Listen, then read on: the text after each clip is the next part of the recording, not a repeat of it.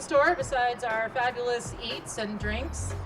We've got a panel with three industry leaders in the financial technology space talking about various kind of disruptive events happening and what they expect for 2014. And afterwards, we're going to have a little more fun and networking. And don't forget our Rochambeau, or as you might know it yourself, rock, paper, scissors, Bitcoin Battle Royale. So one of you will walk away with a Bitcoin. I think it's around $650 right now. So with that, I'm going to introduce our moderator, who's also DJ Vinay, been spinning back there, Vincent Turner, also from the Bay Area.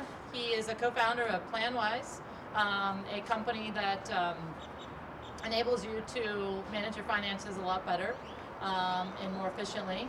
And this isn't his first startup. He started his first one when he was 17 down in Australia.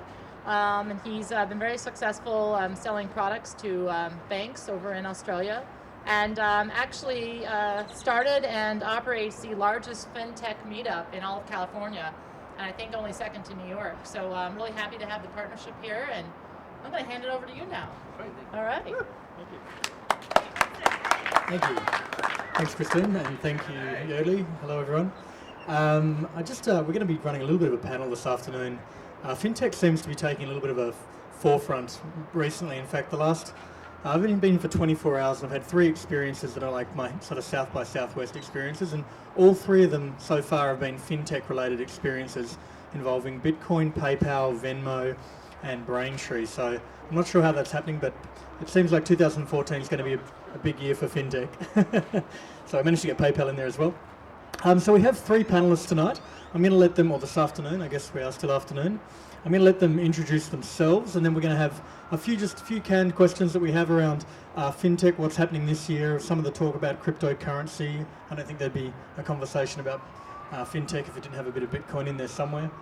And talking a little bit about what's in store for 2014 and some of the trends, and also what we think is happening in some of the investment part of it. So I won't go for too long.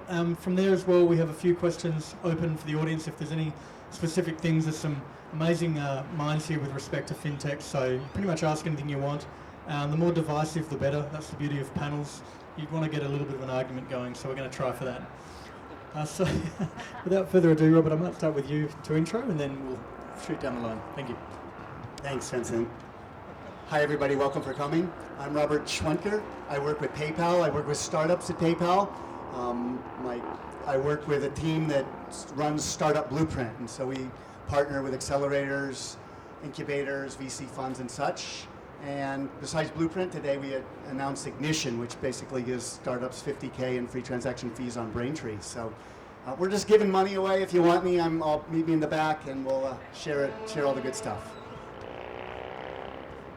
I'm Dan Kimerling. I run a startup called Standard Treasury.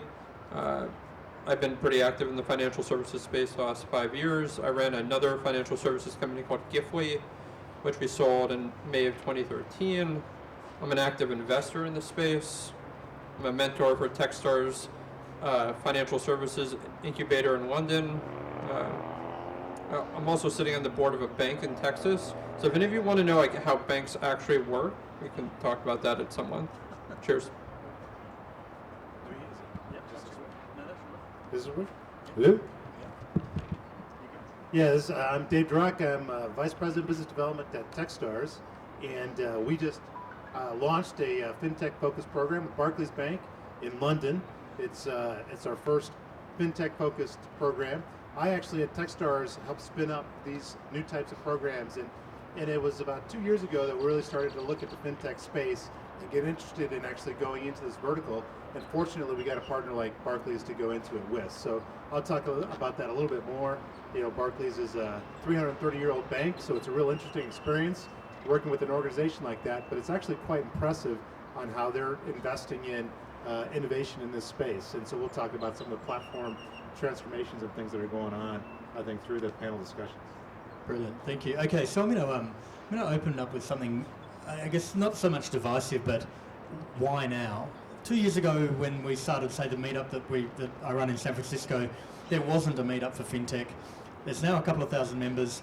There's been 6 accelerators in FinTech opened in the last 6 months. tons of investment going into the space, acquisitions, some of those we'll talk about later.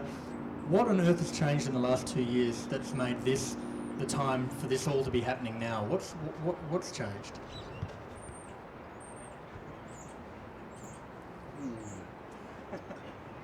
Why now? PayPal has grown up.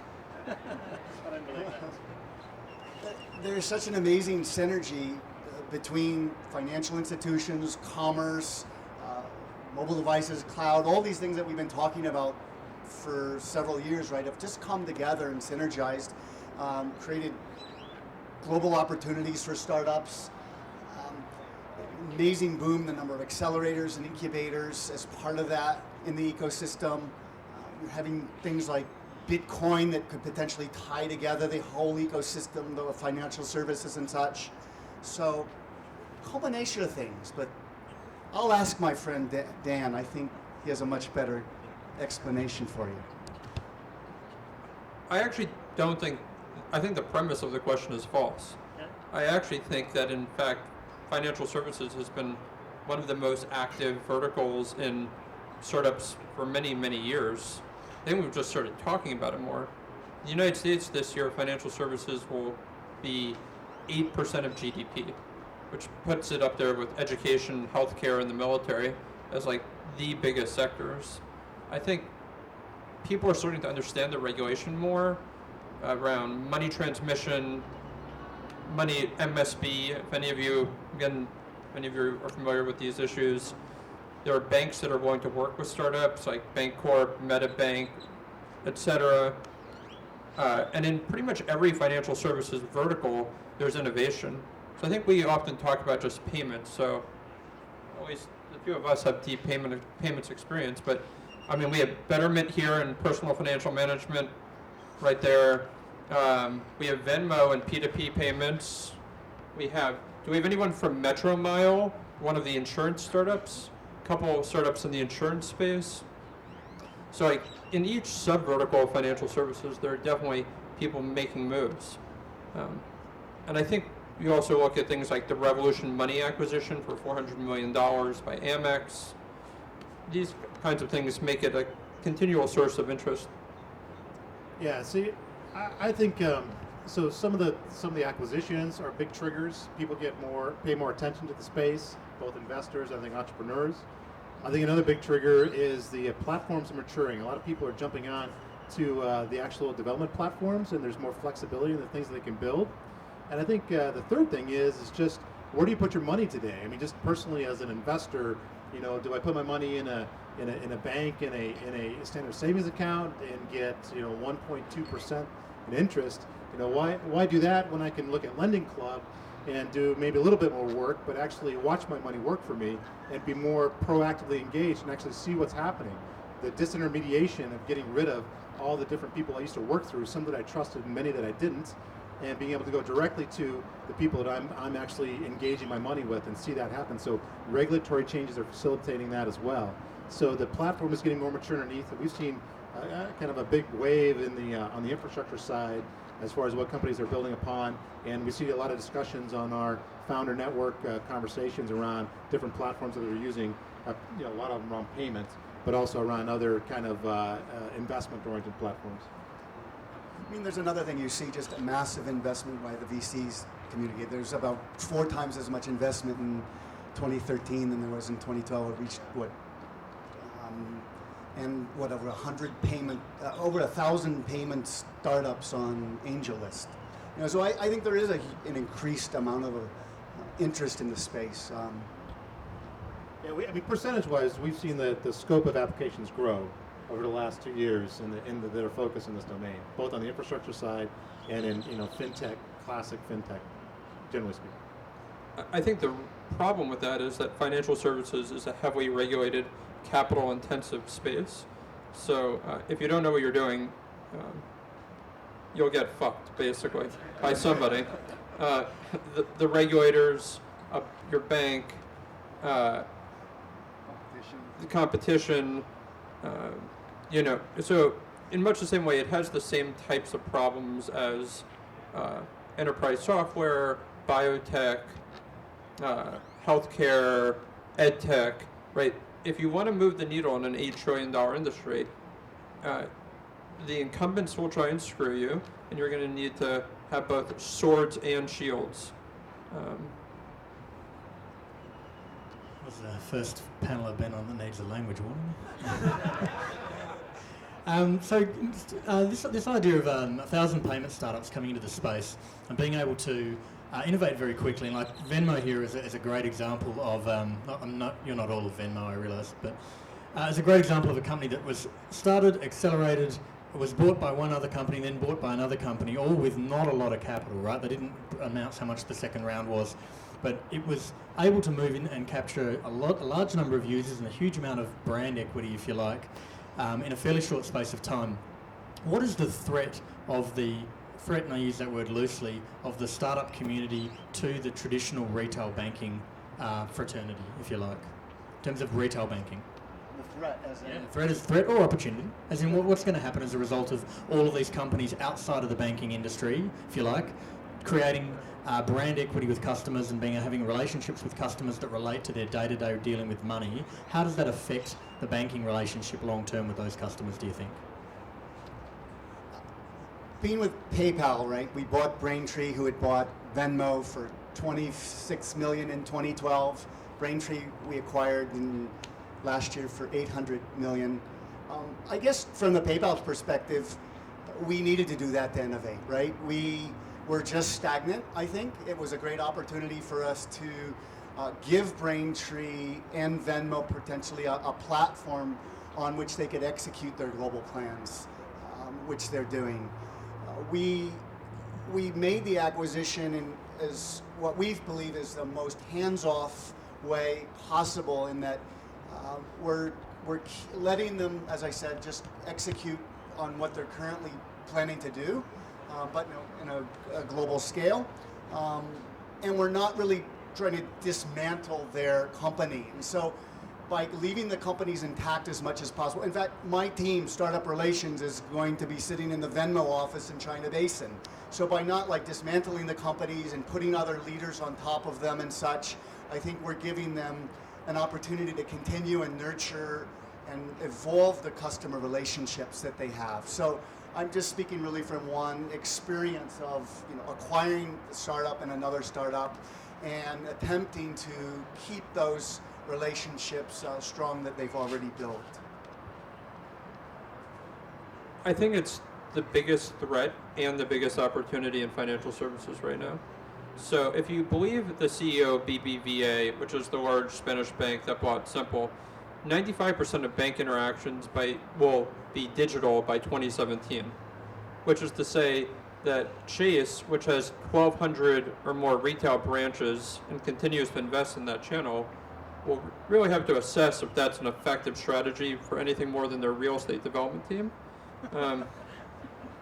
So that's one thing. But at the end of the day, you still need a bank to hold your money legally. So, for example, PayPal banks with Wells Fargo. Venmo banks with Bancorp, or at least you did. No? You moved to Wells? Go Wells. Go Wells. And at the end of the day, you still need a legal bank charter to engage in the storage of value. So I think what you ultimately see is banks either become commodity like AWS, in the sense that banks will be stripped to their most bare essentials around the storage of value, the movement of value, and the pricing of risk. Or you will see them engage in the acts like they did with Simple, where they will buy brand. And in much the same way that banks right now exist in a industrial or perhaps even pre-industrial business model around retail distribution, and they have a banker come try and sell you product that you don't understand, with pricing that you don't understand, with risk you don't understand. And they will just have to evolve into a digital era. And I think that when you look at the multiples banks trade at, banks are trading at terrible multiples, like 1.5 to 2x book value, when they used to be trading between 4 and 6 times book value. And that's because the future of banking looks radically different than the past.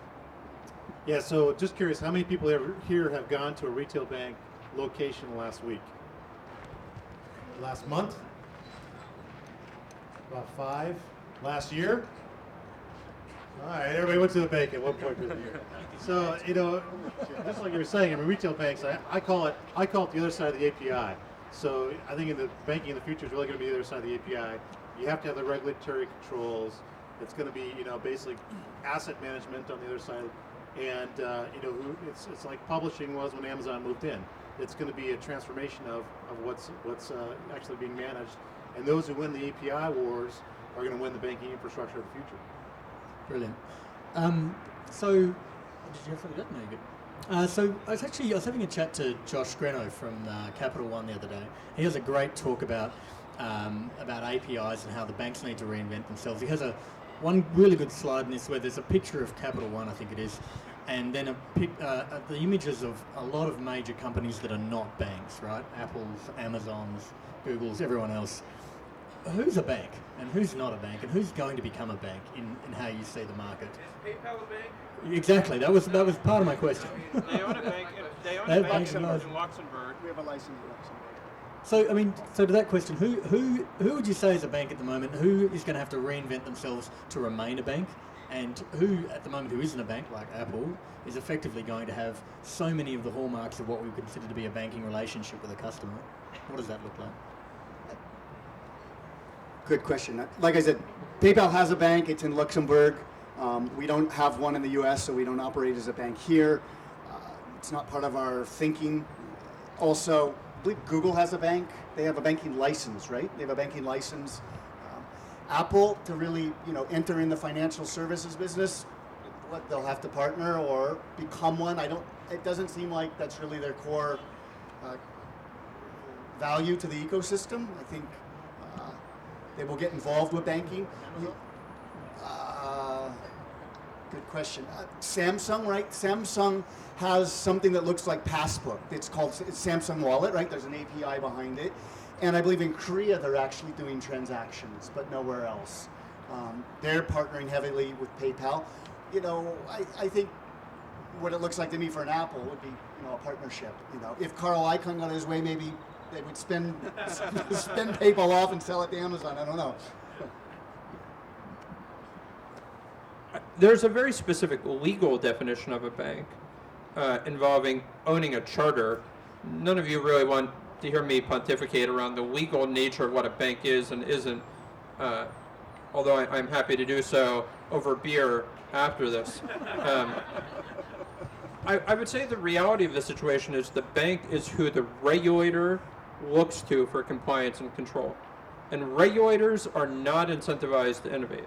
They are incentivized to not be on the front page of the Wall Street Journal for fucking shit up. Right? And so, it flows downhill from there. Right? The regulator is not designed to innovate, and therefore the banks are not allowed to innovate, or they'll get their hands slapped. We can talk about banks getting hand slapped all you want. Happy to talk about that too. So it is the banks that stop companies from being innovative. There's a very well-known startup, which I won't name, but one of the biggest and most prominent startups. They've had to go through 3 credit card processors in the last year because every time they switch credit card processors, the regulator tells the bank they process credit cards with to stop. And why is that? Because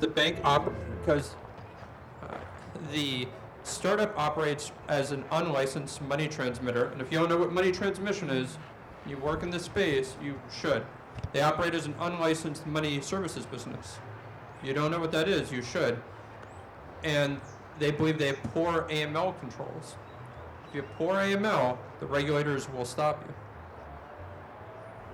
Yeah, I think along this, banks, the regulation and controls is extremely important. So I don't know if we're into the Bitcoin conversation No, yet. I'm about to go there. But I think we're going to be getting into the Bitcoin conversation. I think when we talk about regulation, controls, treasury, security, those aspects build trust around an exchange. And the charter of the bank was created to build that trust and manage that trust. So that evolution over time is going to be, that's going to take longer than I think a lot of the tech innovation that's going to occur in the space. So the banks themselves that have the charters have the opportunity to be more active and participative in the transformation because they already have the base to do that. So I think we're going to see banks around, but you may not really recognize them significantly over time compared to what we see today. And I expect that's the next 2-3 years it's going to transform significantly. One thing is, if you want to work in financial services, really understand banks and how banks make money and what is happening to banks in the U.S. Before the Great Depression, there were 55,000 banks in the United States. There are currently 7,900. They'll probably go to less than 1,000 in the next decade. So really understand what's happening to banks, because that's what's going to drive innovation in financial services. So just moving on to Bitcoin. Briefly. Bitcoin, so the question around Bitcoin is a few, but I think the one that I want to lead with is Bitcoin or a evolution of Bitcoin. I mean, it's obviously not a static protocol or whatever, however you want to define it. Is it inevitable? If so, why? And if not, why not? Is Bitcoin inevitable? Who here has a Bitcoin? Owns any part of a Bitcoin? Like half. Maybe today. Like half. I think it's inevitable that everybody will have one within 1 year. I think it's inevitable.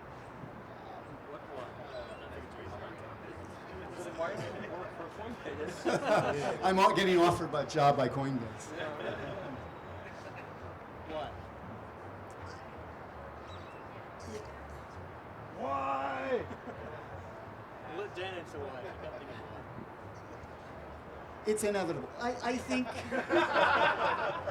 Care to elaborate on that? I mean, it really could be over a few years. He'll elaborate. I mean, it could be another virtual currency. I think Bitcoin is first and out there and is getting so deeply entrenched. So many investments going there right now. I mean, there was close to $100 million in investments in there. I mean, there's Coinbase and Ripple and BitPay and Circle, financial internet services. Incredible amount of investment there. There's this network effect among people who own Bitcoins, us, merchants who are accepting them that are being enabled by these Circles and BitPay and Coinbase, as well as these Bitcoin miners, which really form this whole ecosystem of the shared ledgers throughout the internet. And so I think there's this massive amount of growth in this network of these four operators that keeping Bitcoin entrenched and will probably be the dominant virtual currency. But I could be completely wrong. If anyone will sell me derivatives on the downfall of Bitcoin, I'll buy. I'll buy them. I'm a buyer. I just don't know how I can write that I'm short derivative. Bitcoin. Covered shorts or naked shorts, I'll take either kind. I actually think that Bitcoin will fail spectacularly, because if I can't buy someone beer with it, it's not real money. So, yeah. I do think the future of money is programmable. And I think if you look at what we do at my company, we make legacy financial institutions programmable. Right? Because we live in a world where financial institutions create actual value for actual people. Fiat currency works. Do I think Bitcoin will have some impact on some quite niche financial modes? Yes. It will really affect the Forex market. Spreads in the Forex market should come down. Spreads in the Forex market have been artificially high. And Bitcoin will collapse those spreads. Until I can pay my rent or buy coffee with it, it's not real fucking money. So, yeah, I actually cannot predict where. I'm probably in the camp that Bitcoin will probably fail at some point, but I think something that will come back that's similar to Bitcoin and get some momentum. I think the innovation that's coming out of it is significant. The cryptocurrency side, the distributed transaction with the no central control, the inventory management on all the inventory management side is actually fascinating. I think what's probably lacking to some degree is some kind of both regulatory control and some security force to actually support it. I mean, we've got there's been a lot of studies around if you allow anybody to go hack at a particular domain as long as they want without any repercussions, then there's no way that it's not going to collapse under the actual penetration threats. And so there's a lot of innovation around that I think needs to occur to really create a cryptocurrency that can survive in an actual real institutional, and survive as a real currency exchange type market. How many of you have done a chargeback on your credit card? Almost everyone here has done a chargeback. You cannot do that with Bitcoin, right? Bitcoin is immediate and irreversible. Consumers love chargebacks and the consumer protections built into the incumbent financial services network. And until you graft those features onto the Bitcoin network, consumers will hate it. Now, it is great for merchants because it reduces the merchant discount rate, MDR, but a system that privileges merchants over consumers will never win. That's what they're building, right? That's what. Until it's widespread, it won't matter. And You need to be in a microphone. Coinbase and what it does with Overstock. I mean, one example. I'm just extremely skeptical. The original question was around Bitcoin or an evolution of Bitcoin. I just to intersect on that, I think Bitcoin is absolutely going to have to evolve to be highly relevant, and it's not currently highly relevant. By the way, to pizza and beer, I bought both of those things with Bitcoin yesterday here in Texas, so it is absolutely possible. It's apparently there's an ATM down the street. Now, you could actually be here all night on Bitcoin. We ran a panel that went for 2,500 Bitcoin, so I didn't want to get too stuck on it. And I'm sure people will be at the bar to talk about it later. And someone is going to be gloating about one as well. There's, I can't remember, which of the bookstores was it that failed? Was it Borders? Borders was the one that got, thank you. I mean, I'm Australian, so I'm not sure of my... So, if there's a ton of innovation happening, right? We haven't actually touched on accelerators. We're probably going to open it up to some people if there's any questions in the audience in a minute. But if this industry is going to see a ton of innovation, Dan, over the next couple of years, who are going to be the borders in this industry? Who are the Barnes and Nobles of the industry and are going to be ill-affected by what's happening in the next couple of years, 2 to 5 years? Give yourself that horizon. Not PayPal.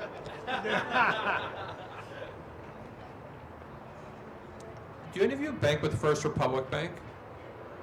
First Republic is like this high-touch model bank.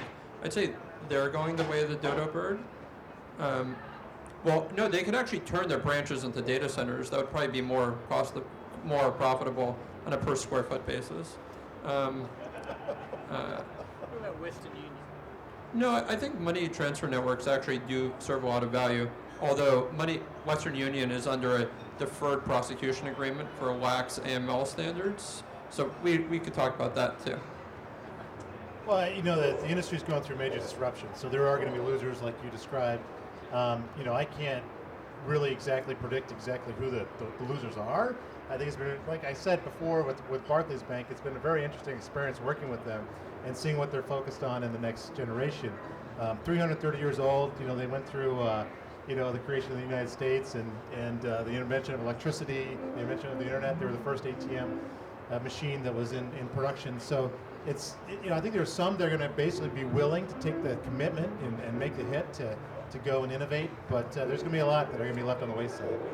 The 7,900 is going to go down to 1,000, and there's going to be a lot on the side. Just so you know, in Australia there's 4 main banks. We don't have checks. You can transfer money to anyone overnight for no charge, and you can pay all of your bills online. So look at Australia. There's some benefit in having only 4 banks because they all work together. The Fed has, if any of you are really into this, the Fed has a 2020 vision statement for the evolution of the payment industry in the United States. Right. And it basically wants the payment industry in the United States to look like the British payment or Australian payment network. Step up. Okay, we probably have time for 1 or 2 questions. If there is any fintech or general banking related questions, everyone up there, just give me a sec to come over with a mic. So I guess like there's this whole theory about third wave of innovation, right? So like in the social network world, you had Friendster, MySpace, and then Facebook. In this like cryptocurrency world, I guess the first try was PayPal actually. That was Peter Thiel's vision, was to create a decentralized currency, and they couldn't do it just because the technology wasn't there. So is Bitcoin the second wave of innovation? And then if so, then is there something that's emerging that's like the third wave? Because right now Bitcoin is pretty insignificant, right? I mean, if you only have a few million users out of billions of people that live in the world. You have you have maybe, I don't know, like very little transaction volume. If it's an $8 trillion industry, there's like minute transaction volume. So is there like a third thing that's coming, or is Bitcoin going to be able to evolve, or not? Let's get the question. Is Bitcoin the second wave of innovation? Yeah, I mean, And what's third? maybe some nation decides to re-engineer their currency into a cryptocurrency and relaunch as a nationalized standard. Canada. Is it Canada? Canada. No, they have a cryptocurrency. What's the cryptocurrency in Canada? What's the name of that? Canadian dollar. No, I forgot. It was. Dogecoin. There's one that's starting to be backed by an actual nation state. Okay. And we've got time for probably one more question. We're going to have a bit more music, and then we're going to do the Bitcoin thing off. Yes, sir. There's been speculation about using the Bitcoin protocol to replace stock markets or the back-end offices of Wall Street, so you can issue a bond with a URL instead of a back-end office or a transfer agent. Any progress on that you're seeing?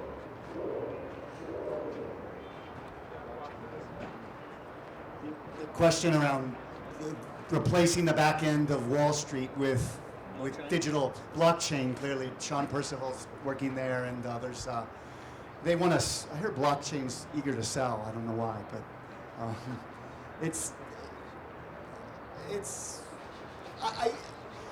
I think there'll be an evolution from where paper and then sort of electronic paper and something that's more accounted for and that has a general ledger that's internet driven. I think the trend is there for things of that nature, stock purchases, stock certificates, to be in a kind of that digital format, like the technology supported by blockchain.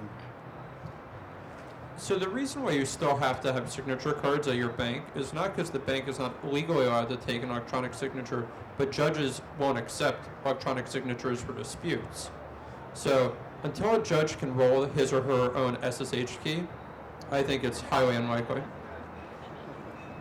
Awesome. So what we're going to do, just to close out the panel, I want each of you to give me your one pick for what do you think is going to happen in 2014, and it's a single sentence, and it doesn't have to be right, and no one's going to come back next year and judge you for it, but just your one big pick for this year for FinTech for 2014. Can be anything. Anyone acquired, sold, invented, whatever, and then we'll get on. Standard Treasury becomes a bank. It would take us more than a year anyway, at least two. Optimistic. I think banks become way more acquisitive because they have to compete with Google and Apple. And particularly Apple. I think Apple will have a payments product this year. I'd be willing to put one beer on that. I don't even have a Coinbase account, so definitely no Bitcoins. I would say maybe another major acquisition in the banking industry of a payment or transaction platform. I think in the multi-billion-dollar range would be you'll start to see real movement by the banks to start to control what's going on.